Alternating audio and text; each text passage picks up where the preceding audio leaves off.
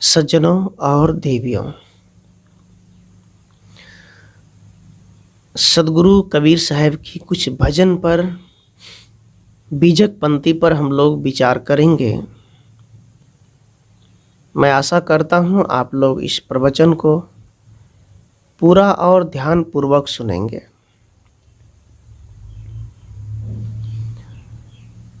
कबीर साहब कहते हैं, राम भजा सो जीता साधो, राम भजा सो जीता।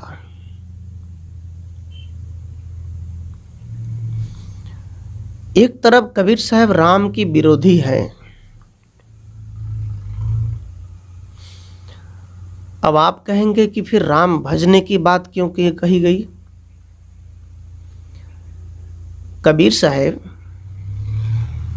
अयोध्या के राजा दशरथ के पुत्र की मूर्ति को बनाकर पूजा करने से उनका विरोध करते हैं। कबीर साहब कहते हैं, कृष्ण की मूर्ति बनाकर उनमें आत्मज्ञानी बनना या आत्मज्ञान प्राप्त करना, इसका विरोध करते हैं। कबीर साहब की मूर्ति बनाकर कबीर जैसे ज्ञानी बनने का ढोंग रचना, स्वांग रचना, इनका भी कबीर साहब विरोध करते हैं। पूरी दुनिया राम राज्य में है। राम राज्य की परिभाषा क्या होती है, ये बात आप उस ब्राह्मण पंडित से पूछ लो, वो जवाब नहीं दे पाएंगे। उनके हिसाब से राम राज्य का मतलब है कि बस ब्राह्मण का पेट भरे, ब्राह्मण की दुकान चले, ब्राह्मण का बिजनेस चले और ब्राह्मण की बच्चे कभी खेती किसानी ना करें, बस फ्री का पैसा मंदिर से आता रहे, ये उनका राम राज्य है। सज्जनों, यहाँ सदगुरु कबीर आज सीधे संकेत में कह रहे हैं कि राम भजा सो जीता। जग में राम भजा सो जीता। साहेब कबीर कहते हैं, तुम्हारे लाखों पीढ़ी यदि राम का भजन करें, यदि तुम 24 घंटा भी राम का भजन करो, ढोल जाइल हारमोनियम लेकर यदि तुम राम का भजन करो, 24 घंटा मंडप में घुसो, लड़के लड़की मिलकर नाच करो, डांस करो, तुम संसार को जीत नहीं पाओगे। ये साहब कहते हैं। आपने एक और भजन सुना होगा, राम आएंगे तो अंगना सजाऊंगे, मेरे जीवन के सारे पाप कट जाएंगे, राम आएंगे, जीवन के सारे दुख मिट जाएंगे, राम आएंगे। सज्जनों, आप यदि पढ़ेंगे तो आगे बढ़ेंगे, आप यदि मेहनत करेंगे तो आपको कुछ पैसे मिलेंगे, आप यदि कलम उठाकर यदि कॉपी में कुछ लिखेंगे तो लिखाएगा। याद रखना, आप शराबी हैं, यदि शराब छोड़ना चाहो तो छूट जाएगा। आप बुरे कर्म कर रहे हैं, छोड़ना चाहो तो छूट जाएगा। यहां कबीर साहब कहते हैं, और दुनिया के लोग क्या कहते हैं कि राम आएंगे अंगना सजाएंगे, तन मन के सारे पाप धुल जाएंगे। याद रखना, ये ब्राह्मण वाला राम जब तक तुम्हारे आंगन में आते रहेंगे, तब तक तुम भ्रम में पड़े रहोगे, कभी उठकर खड़ा नहीं हो पाओगे, मन से अपंग हो जाओगे, मन से लूल्हा हो जाओगे, मन से लंगड़े हो जाओगे, मन से कुछ सोच नहीं पाओगे, कुछ अलग विचार नहीं कर पाओगे। और आप उस राम से आप मुक्ति चाहते हैं। याद रखना, आपके घर में आप जो राम बोलते हैं, इस राम को बोलने का भी अधिकार आपको कबीर जैसे संत ने दिया है, संत रविदास जैसे संत ने दिया है, बाबा साहब अम्बेडकर ने दिया है, भगवान बुद्ध ने दिया है। आप एक शब्द ना राम का उच्चारण भी नहीं कर सकते थे। आज जो राम बोल रहे हैं, आप समझ लीजिए कि इन सारी संतों ने आपको राम बोलने का अधिकार दिया। सज्जनों, मुझे लगता है कि कबीर जैसे संत यदि आपके दरवाजे पर चले जाएं या उनके कोई भी कबीरपंथी चला जाए, तो आपके जीवन का जो भ्रम है, अंधविश्वास है, पाखंड है, वो दूर हो सकता है। आपने सुना होगा किसी भी कबीरपंथी को भूत नहीं लगता, किसी भी कबीरपंथी को तंत्र मंत्र का डर नहीं लगता, किसी भी कबीरपंथी को मंदिर का बलि दिया हुआ प्रसाद नहीं चाहिए, किसी भी कबीरपंथी को आपने सुना होगा कि किसी भी ब्राह्मण के चंगुल में नहीं फंसा होगा कभी। क्यों? इसलिए क्योंकि कबीर नाम ही अलग है और वो अपने आप में मतवाले और मस्त रहते हैं। सज्जनों, यहां कहने का भाव है राम भजा सो जीता जग में। ये पूरी संसार राम की नाम ले रहा है संसार से तरने के लिए, बैतरनी नदी पार होने के लिए। पूरे संसार तो राम के रट में लगा हुआ है, लेकिन तब भी वो संसार के लोग उसी गर्त में, उसी नरक के दिशा में जा रहे हैं। कभी पत्थर में राम खोजता है, कभी मिट्टी में राम खोजता है, कभी कुछ करता है। लेकिन यहां साहब कहते हैं एक राम के भजन किए बिना तो संसार से हार जाओगे। कौन जीता? जो राम राम करता, क्या वो जीत गया? क्या मले का जाप करते, राम राम करते, क्या वो जीत गया? नहीं, वो हार गया।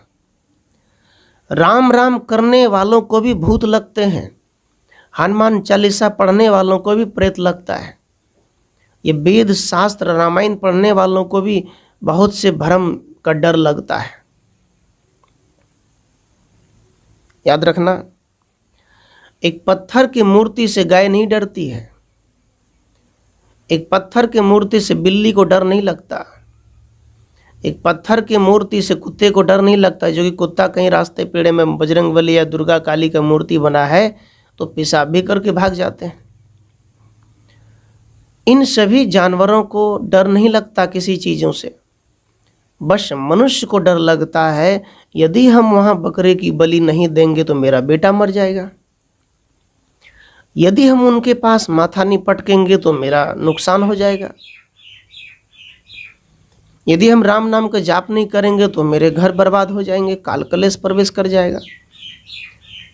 आदमी को केवल डर लगता, यह है अंधी भक्ति। अब साहेब कबीर कहते हैं इस संसार को कौन जीता? राम भजा सो जीता, अर्थात जिसने स्वयं को जान लिया, स्वयं को पहचान लिया, अपने आप को जान लिया, वो जीत गया। याद रखना, सब कुछ जानने के बाद भी यदि आप अपने को नहीं जानते हैं, आप कौन हैं, आपकी पहचान क्या? आप एक मनुष्य हैं, किंतु आपका कर्म मनुष्य जैसा नहीं है, भेड़ गधे जैसा है। पहचानो अपने को। साहिब कबीर कहते हैं स्वयं को जानने वाला व्यक्ति ही दुनिया को जान सकता है। आदमी पत्थर को जाना, ये जाना कि पत्थर में देवता है, ये पता चल गया कि घर से लाखों किलोमीटर दूर जाएंगे तो वहां शांति मिलेगी, ये पता चल गया। ये भी पता चल गया यदि हम एक गाय का पूंछ पकड़कर हम दान करेंगे ब्राह्मण को तो माता पिता के जीवन में स्वर्ग मिलेगा, शांति मिलेगी, ये भी पता चल गया। लेकिन सज्जनों, कबीर साहब कहते हैं सब कुछ जानने के बाद भी तुम्हें कुछ जाना नहीं। वो क्या है? भीतर वाले राम को जानना। सज्जनों, जब हम अपने आप अंतर आत्मा वाले राम की पुकार सुनते हैं, अपने आप में शांत हो जाते हैं, अपने आप को गहरी दशा में ले जाते हैं, शांति की दशा में ले जाते हैं, अपने ही अंतःकरण में सतलोक की दशा है, इसमें यदि हम शांत होते हैं तो कबीर साहब कहते फिर राम राम बोलने की जरूरत नहीं पड़ेगी, राम राम कहने की जरूरत नहीं पड़ेगी।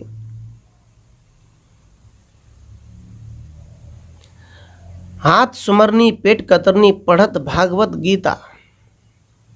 आज का जो भक्ति है, कबीर साहब कहते हैं हाथ से सुमरन होता है, हाथ में माला ले लिए, थोड़ी चंदन ले लिए, थोड़ी पानी ले लिए, थोड़ी दूध हल्दी ले लिए, थोड़ा फूल पत्ती रख लिए, तुलसी के पत्ते रख लिए और सुमरन ध्यान शुरू कर दिए। कबीर साहब कहते हैं हाथ सुमरनी पेट कतरनी। हृदय के अंदर, मन के अंदर एक कतरनी है, कपट है, और भागवत गीता पढ़ते हैं। जितने भी हिंदू धर्म के ग्रंथ हैं, शास्त्र है, उस किसी शास्त्र में नहीं लिखा है कि किसी भी भगवान के नाम पे जीव हत्या करो और किसी भी महापुरुष के नाम पर गांजा चिलम फूको, कहीं नहीं लिखा है। लेकिन पढ़ते तो किताब है, लेकिन अंदर से कपट है, कतरनी है, द्वेष है, ईर्ष्या है। हृदय शुद्ध किया नहीं बोरे, कहत सुनत दिन बीता। साहेब कबीर कहते कि हृदय को पवित्र नहीं किया और कहते सुनने में तेरा जीवन बीत गया। कहत सुनन मतलब कहत कोई शिव का भजन कर लो, कोई राम का भजन कर लो, कोई काली का भजन कर लो, कोई दुर्गा का भजन कर लो, कोई सतनाम का जाप कर लो, कोई वाहे गुरु का जाप कर लो, कोई बाइबिल पढ़ो, कोई ईसा मसीह को याद कर लो। आज पूरी दुनिया धर्म बदलने के चक्कर में है। यदि तुम मुसलमान बन जाते हो तो तुम जन्नत में जाओगे, 72 होरे मिलेंगे। यदि तुम हिंदू बन जाओगे तो सीधा तुम्हें ईश्वर से दर्शन होगा। यदि तुम ईसाई बन जाओगे तो वहां भी तुम्हें खुदा मिलेगा, बहुत से ईश्वर का दर्शन वहां भी होगा।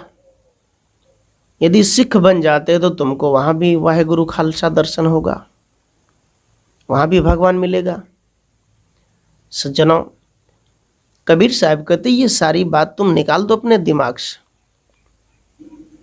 कहत सुनत दिन बीता, यही कहने सुनने में तुम्हारा जीवन बीत जाता है कि इस धर्म में जाऊं, उस धर्म में जाऊं, इस मंत्र का जाप करूं, उस मंत्र का जाप करूं, यहां गुरु बनाओ, उसे गुरु बनाओ, यही जीवन बीत गया। गुरु किसे बनाओगे? साहेब कबीर कहते हैं गुरु बनाने का क्या तात्पर्य है। आज आदमी बाजार जाते हैं, माताएं बाजार जाती, पुरुष बाजार जाते हैं, कपड़े खरीदना हो, बर्तन खरीदना हो, सामान खरीदना हो, 10 बार उलट पलट कर देख लेते हैं, अच्छा है बुरा है, टूट जाएंगे क्या, रंग कैसा है, कलर कैसा है। व्यवहारिक क्षेत्र में बहुत जांच परख करता है, किंतु अध्यात्म क्षेत्र में वही माताएं, वही पुरुष यदि भक्ति पथ पर उतरना चाहें, गुरु की तलाश करना चाहें, तो उस समय एक बार भी नज़र उठाकर या अंतर आत्मा से, अपने मन से गहराई से चिंतन नहीं करते, विचार नहीं करते ये गुरु मेरे लिए कैसा है। चाहे वो भांग धतूर पीने वाला हो, उसी को गुरु मान लेता है। बकरे मुर्गी कटवाने वाला उसको गुरु मान लेता है। बड़े बड़े जटाधारी हुक्का चिलम फूकने वाला गुरु मान लेता है। धर्म की राजनीति करने वालों को गुरु मान लेता है। जिसके नाम में श्री श्री 1008 लिखा उसको गुरु मान लेते हैं। जहां जगत गुरु मंडलेश्वर महामंडलेश्वर लिखा है उसको गुरु मान लेते हैं। सज्जनों, विचार करो, यदि उस गुरु में शांति का एक मंत्र भी है, एक वचन है शांति दशा। यदि वो अपने आप में शांत है, मगन है, अपने अंतरात्मा में लौटा हुआ है,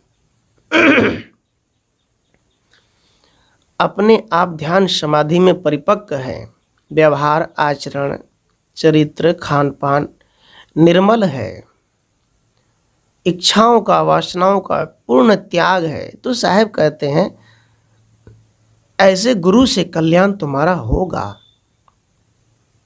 और ऐसे गुरु के पास ही बैठना चाहिए, उनकी ज्ञान और विचारों पर चलना चाहिए प्रत्येक समाज को। समाज बदलने के लिए आज एक अच्छे गुरु की ही जरूरत है, कोई जगत गुरु की जरूरत नहीं है। जिस दिन जगत गुरु बनना छूट जाएगा, मंडलेश्वर बनना छूट जाएगा, बड़े बड़े महंती छूट जाएगी, आचार्य छूट जाएंगे, अपने नामों में श्री श्री 108 जब मिट जाएगा, उस दिन समाज बदल जाएगा। क्योंकि नामों में केवल बनावटी है, ज्ञान नहीं है। सज्जनों, ज्ञान प्राप्त करो। ज्ञान भीतर का चीज है, नाम बाहर का चीज है। नाम कोई भी रटो, बस तत्क्षण आपको कुछ ऐसा लगेगा कि मैं कुछ नाम जाप किया हूं, लेकिन एक नाम अंदर लिख डालो, वो क्या है? शाश्वत शांति। शांत हो जाओ, रुक जाओ, छोड़ दो बाहर चलना, रुक जाओ। तो सज्जनों,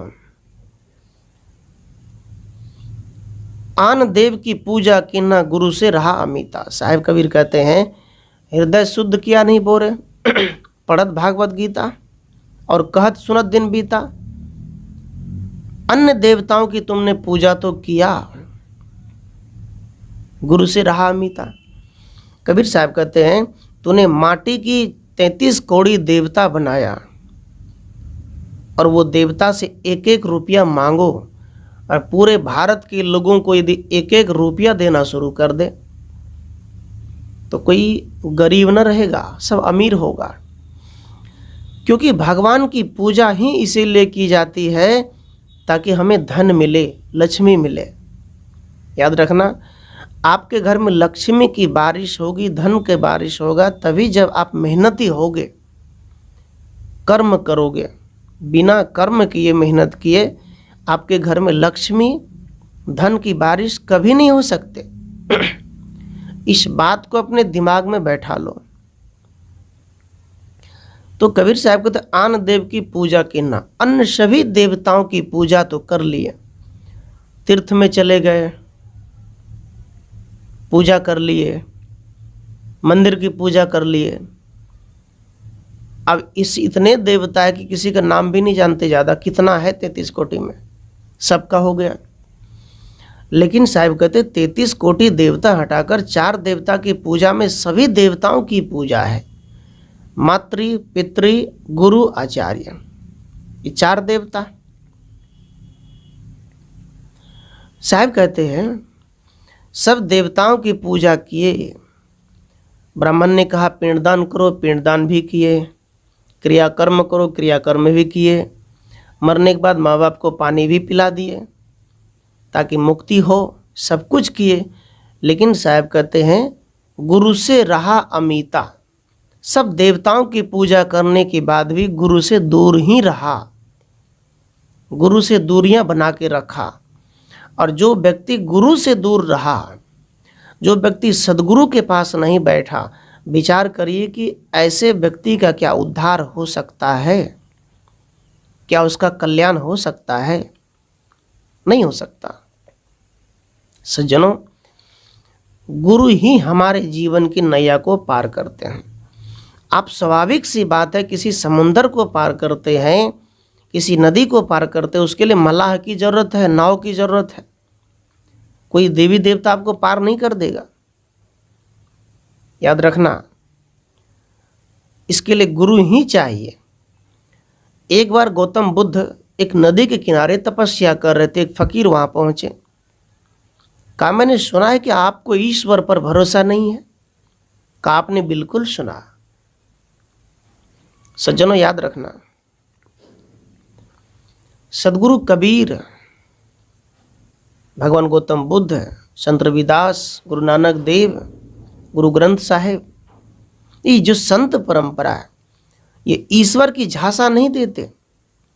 ये कबीर साहब नहीं कहते कि तू मुझे ईश्वर मानो, मुझे परमात्मा मानो और हमसे ही तुम्हारी मुक्ति होगी, ऐसा नहीं कहते। वो मुक्ति का रास्ता बताते हैं, साधना की रास्ता बताते हैं, परमात्मा बनने का रास्ता बताते हैं। सज्जनों, कबीर साहब कहते हैं मेरे जैसा तुम करो, मेरे जैसा बनो तब। अब मान लीजिए कोई एक आर्मी के जो तैयारी होते हैं, आर्मी की फौजी का, आप उसमें जाकर देखिएगा। अब कई ठो लड़के कई लड़कियां उसमें ट्रेनिंग देते हैं। अब किसी को पहाड़ पर 10 बार चढ़ाते हैं, उतारते हैं, ट्रेनिंग होता है। अब एक लड़का उसमें पास हो गया, दूसरा केवल उसको देखते रहे, तो क्या केवल देखने मात्र से वो पास हो जाएगा? कोई भी विद्यार्थी यदि वो फौजी बनना चाहता है, आर्मी बनना चाहता है, तो क्या केवल देखने मात्र से वो कैसा कर रहा है क्या पास हो जाएगा? नहीं। उसे पास होने के लिए जैसा ट्रेनिंग उसने लिया और उसका नंबर आएगा तो उनको भी वैसा ट्रेनिंग लेना पड़ेगा, तब वो पास होगा। अब आप केवल कबीर साहब की मूर्ति को देखते रहो, राम की मूर्ति को देखते रहो, बुद्ध की मूर्ति को देखते रहो, उनकी समाधि पर धूप बत्ती जलाते रहो, सतनाम सतनाम साहेब बंदगी करते रहो, कबीर परमात्मा है, कबीर सतलोक की वासी है, करते रहो, तो क्या आपको सतलोक मिलेगा? क्या आपको भवबंधन पार होगा? क्या आप उस रास्ते पहुंच पाओगे? नहीं। कबीर ने जो श्रम किया, कबीर साहब ने जिस रास्ते पर चला, जैसा अपने आप को सभी बंधनों से दूर रखा, वैसा हमें करना होगा और उस पर चलना होगा, तभी हम कबीर जैसे बन सकते हैं, अन्यथा ऐसे नहीं। तो बुद्ध से पूछा, आप तो ईश्वर मानते नहीं। कहा नहीं मानता। कहा क्या प्रमाण है आपका नहीं मानते? बुद्ध ने उस ऋषि से कहा, यदि इस नदी से आप उस पार जाना चाहते हैं, आपको तैरना भी नहीं आता है, और आप कहो कि हे गंगा मैया, नदी का उस पार जो हिस्सा वो मेरे पास आ जाए, या मुझे अपने आप उस पार ले चलो, क्या पहुंच पाओगे? ऋषि ने कहा नहीं। का इसी प्रकार केवल ईश्वर का नाम लेने से या भगवान का नाम लेने से, राम राम कहने से या सतनाम कहने से या कोई भी जय गुरुदेव कहने से तुम पार नहीं हो पाओगे। मुक्ति का मार्ग में तो साहब कहते चलना पड़ता है। चलने का मतलब क्या है? साधना की ऊंचाई गहराई में जाना पड़ता है। साधना की ऊंचाई गहराई का मतलब बस बाहर की यात्रा से मुड़कर अंतर्मुख हो जाओ, और अंतर्मुख हुए बिना तुम्हारी मुक्ति नहीं है। साहब कहते हैं अंतर्मुख है शांति। शांति, ओम शांति बोलते हैं आप ओम सोहम का जाप करते हैं। आप कहते मुझे गुरु ने मंत्र दिया है। सोहम का जाप क्या है सज्जनों? सोहम का जाप का ही मतलब है कि खुद का जाप, खुद की तरफ लौटो, खुद में स्थिर हो जाओ। सोहम, अहम, स्व मतलब खुद, अहम मैं, अपने आप में लौट जाना ही मुक्ति की दशा है। धन यौवन सब यहीं रहेगा, अंत समय नहीं रीता, बाबरिया ने भीतर डारी मोह जाल कब कीता। साहिब कबीर कहते हैं तुम्हारा ये पद, ये धन दौलत सब यहीं छूटेगा, लेकिन मन की माया ने तुम्हारे ऊपर जाल डाल दिया। उस जाल से कैसे बचोगे, कैसे निकलोगे? कहीं कबीर काल धरी रखे जैसे मृग की चीता। कबीर साहब कहते हैं जैसे मृग और काल, ये दोनों काल है एक दूसरे का, चीता और मृग। सज्जनों, ऐसे ही मन यदि बाहरी विषय चिंतन में लग जाता है, विषय रस, भगवान रस, देवताओं का रस लेने लगता है तो हमारा जीवन नैया काल में परिवर्तित हो जाता है और हम अपने आप को नहीं समझ पाते। इसलिए मैंने कहा राम आएंगे तो आंगना सजाएंगे। ब्राह्मण की राम यदि आपके आंगन आ जाते हैं और आप आंगन सजाने लग जाते हैं तो इसका मतलब ये नहीं कि तुम्हारा उद्धार हो जाएगा। सदगुरु कबीर जैसे संतों को घर में लाओ, और कबीर साहब के जितने संत हैं आपके घर आंगन जब जाना शुरू करेगा, आपके घर का काल जाल सब भाग जाएगा, क्योंकि काल होता ही नहीं है। काल तुम मानते हो, जब मानते हो तो है, जब मानना ही बंद हो जाएगा तो काल खत्म। सज्जनों, कुछ बातें हैं जो लोग परंपरा अभी ढो रहे हैं कि परंपरा में सब करते आए हम भी करेंगे। परंपरावादी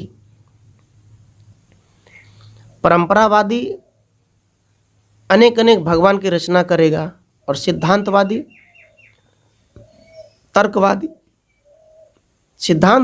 तर्कवादी अपने ज्ञान विवेक बुद्धि से परख कर ही कुछ मानता है, इस पर चलता है और वो अपना काम करते हैं।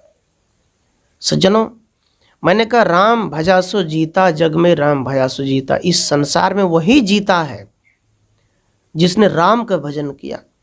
राम का भजन का मतलब ये नहीं कि अयोध्या के पुत्र का बेटा राम का भजन का तात्पर्य सब अपनी अपनी अंदर में सुधार लाओ, अपने अपने को बदलो, और आपके जीवन में बदलाव केवल सद्गुरु ला सकते हैं, कोई काल्पनिक राम नहीं ला सकते। सद्गुरु आपके जीवन में बदलाव लाएगा। आप यदि शिक्षा चाहते हैं तो गुरु, एक मास्टर के पास बैठो, वो आपके जीवन में रोशनी ला देगा। हम पढ़ेंगे तो आगे बढ़ेंगे। एक बात बताओ, जब पढ़वे नहीं करेंगे तो आगे कैसे बढ़ेंगे? स्कूल नहीं जाएंगे, एक शून्य पर कलम नहीं घुमाएंगे तो नहीं जानेंगे कि शून्य क्या है। शून्य के बाद क नहीं बनेंगे तो ख नहीं जानेंगे। पहले शून्य को जाने, फिर क को जाने, फिर ख को जाने। सज्जनों, इस प्रकार से आप जो ये भजन गाते हो ना, राम आएंगे तो आंगना सजाएंगे, कुछ नहीं होने वाला है। आज आपका आंगन सजा है सदगुरु कबीर जैसे संतों से, जो आपको हर तरह का अधिकार दिया है। आज स्त्री और माताओं को ये पता है कि हमारे देवी देवता कितने हैं, जो कि कोई अधिकार नहीं देता है वो देवी देवता। लेकिन उस माताओं को हमारे कबीर जैसे संत, रविदास जैसे संत, बाबा साहब अम्बेडकर के संविधान में कितने अनुच्छेद को उनका अधिकार मिला है ये पता नहीं है। आपको क्या अधिकार दिया है ये मालूम नहीं है। सज्जनों, ये जानने के लिए आपको पढ़ना ही होगा। अब पढ़ोगे तब आगे बढ़ना ही होगा। कोई देवी देवता आपको कुछ बना नहीं सकता। आप बनोगे, आप कर्म करोगे, आप ऐसा चलोगे, आप अपने आप को ऐसा बनाओगे तभी आप कुछ बन पाओगे, अन्यथा नहीं बन पाओगे। बस ऐसे राम राम करो। राम भजा सो जीता जग में, राम भजा सो जीता। हाथ सुमरनी पेट कतरनी, पढ़त भागवत गीता, पढ़त भागवत गीता। हाथ सुमरनी पेट कतरनी, पढ़त भागवत गीता। साधो राम भजा सो जीता।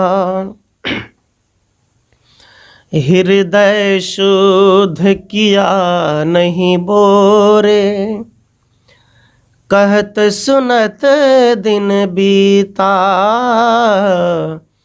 हृदय शुद्ध किया नहीं बोरे, कहत सुनत दिन बीता। आन देव की पूजा कीना,